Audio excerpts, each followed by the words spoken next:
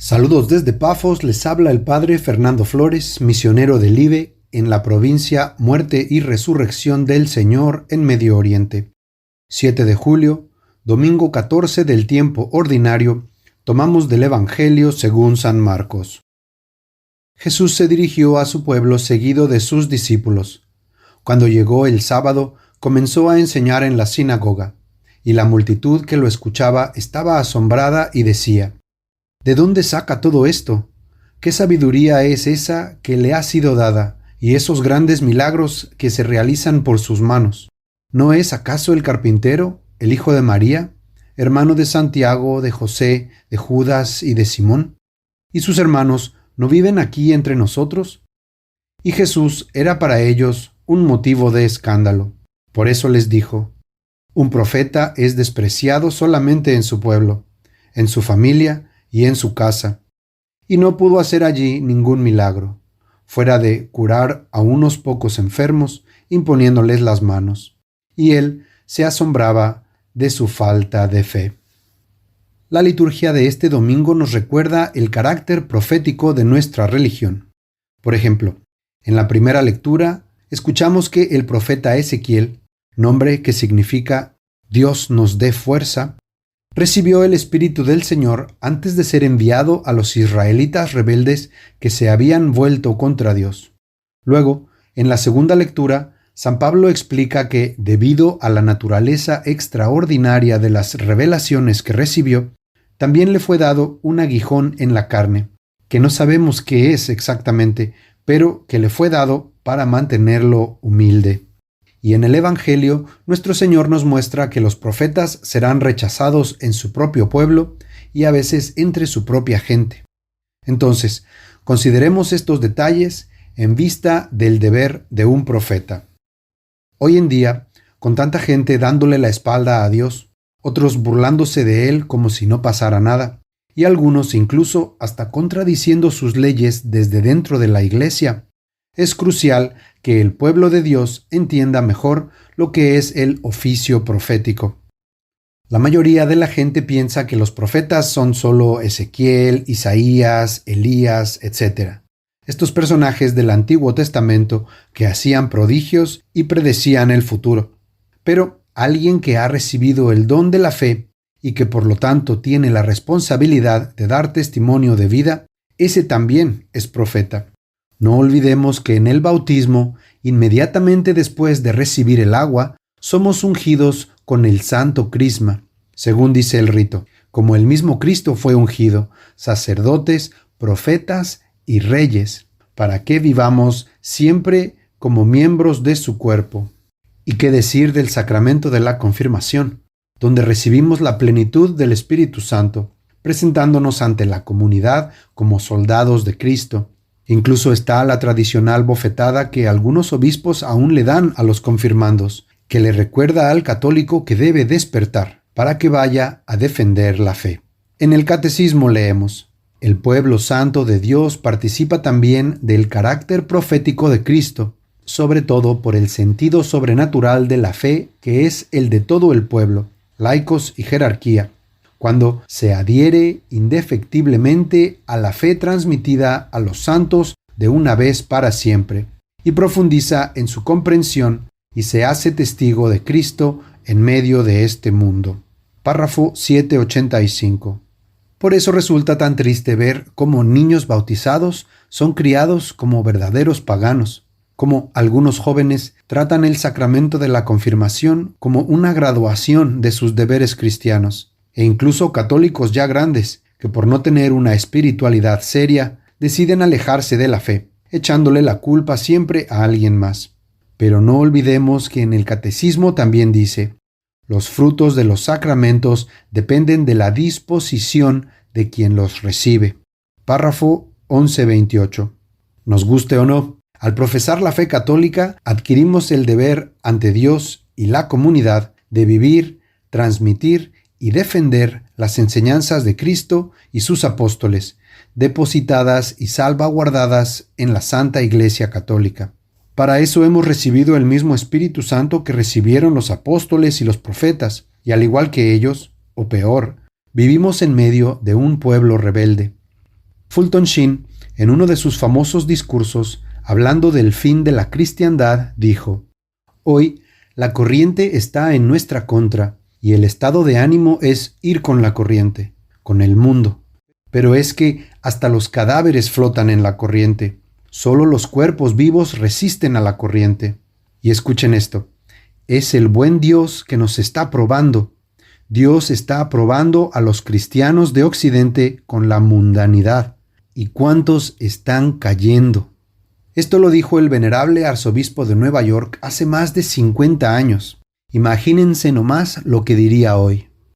La doctrina católica es revelación divina y es nuestra herencia como hijos de Dios, un regalo inmerecido que debemos recibir con humildad, no sea que Dios nos envíe un aguijón en la carne. Pero es también una gran responsabilidad el transmitir intacto el depósito de la fe, protegiéndolo y defendiéndolo, teniendo siempre presente que si el Maestro fue rechazado, los discípulos también lo seremos. Pero no olvidemos las palabras de nuestro Señor: «Felices los que son perseguidos por practicar la justicia, porque a ellos les pertenece el reino de los cielos. Felices ustedes cuando los insulten, los persigan y los calumnien por causa mía. Alégrense y regocíjense, porque tendrán una gran recompensa en el cielo. De la misma manera persiguieron a los profetas que los precedieron. Ustedes son la sal de la tierra. Ustedes son la luz del mundo». Mateo 5. Y es que este es un mundo obsesionado con la popularidad, el placer, el materialismo, donde se cree que todos van al cielo. Si lo pensamos un poco, podremos ver que el profeta, es decir, el católico comprometido, bien podría ser la única esperanza de salvación, humanamente hablando, para los que no están en gracia de Dios. Uno de mis primeros oficios como religioso, hace unos 18 años, me llevó a vivir a una pequeña ciudad del medio oeste en Estados Unidos, donde me sorprendió lo amables que eran todos. Y un día, cuando lo comenté, una de las personas del lugar, un buen católico, respondió: «Ese es precisamente el problema, hermano». Aún era yo seminarista. Todos son demasiado amables.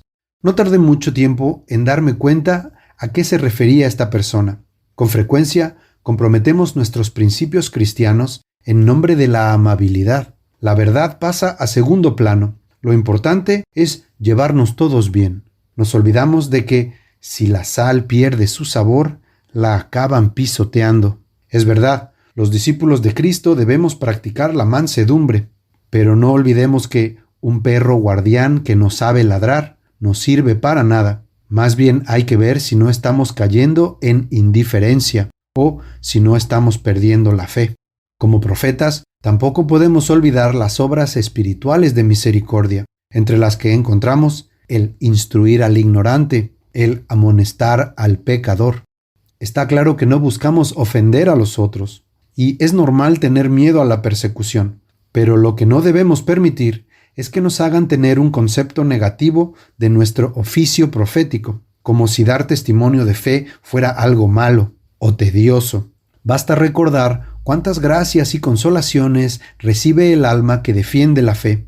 Va como plantando semillas, y uno nunca sabe lo que Dios puede hacer con el ejemplo de un solo buen cristiano.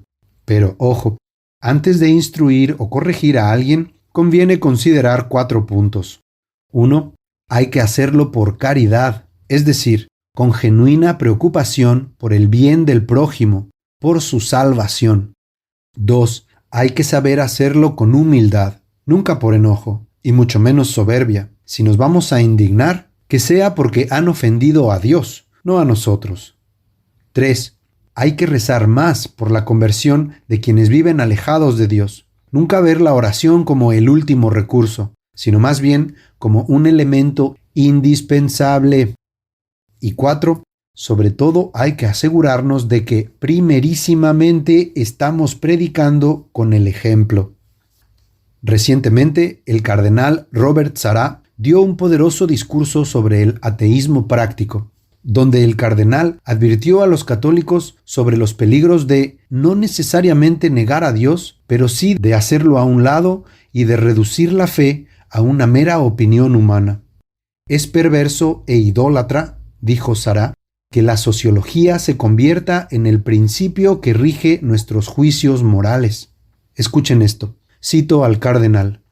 Con cuánta frecuencia escuchamos a teólogos, sacerdotes, religiosos e incluso a algunos obispos y conferencias episcopales decir que necesitamos ajustar nuestra teología moral por consideraciones que son meramente humanas.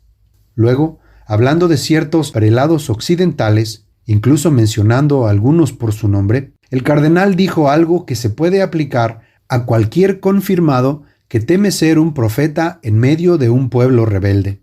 Dijo, quedan paralizados ante la idea de oponerse al mundo. Sueñan con ser amados por el mundo. No les interesa ser un signo de contradicción. Cardenal Robert Sarah, 13 de junio, Universidad Católica de América. Que Dios lo bendiga. Ese es un verdadero profeta. Permítanme que termine con algunas oraciones que se encuentran en un acto de reparación al corazón de Jesús, que deberían ser como las 10 máximas de cualquier católico que quiera que su oficio profético dé frutos. Oh Sagrado Corazón de Jesús, en nombre de toda la humanidad te prometemos nuestro amor y fidelidad. Cuanto más se blasfemen tus misterios, más firmemente los creeremos. Cuanto más la impiedad se esfuerce por apagar nuestras esperanzas de inmortalidad, más confiaremos en ti. Cuanto más corazones resistan tus divinas atracciones, más te amaremos. Cuanto más la incredulidad ataque a tu divinidad, más humilde y profundamente la adoraremos. Cuanto más se transgredan e ignoren tus santas leyes, más nos deleitaremos en observarlas. Cuanto más sean despreciados y abandonados tus sacramentos, más frecuentemente los recibiremos con amor y reverencia. Cuanto más se descuide y olvide la imitación de tus virtudes, más nos esforzaremos por practicarlas. Cuanto más se esfuerce el diablo por destruir las almas, más nos inflamaremos de celo por su salvación. Cuanto más el pecado y la impureza destruyan la imagen de Dios en el hombre, más intentaremos ser un templo vivo del Espíritu Santo. Cuanto más se desprecie a tu Santa Iglesia, más nos esforzaremos por ser sus hijos fieles. Oh dulce corazón de Jesús. Muchas gracias por sus comentarios, rezamos los unos por los otros y hasta el mes próximo si Dios quiere. Mientras tanto, nos encomendamos a María Santísima, Reina de los Profetas, que por su intercesión Dios nos dé la gracia de ser testigos fieles y fecundos del amor de su Cristo. Amén.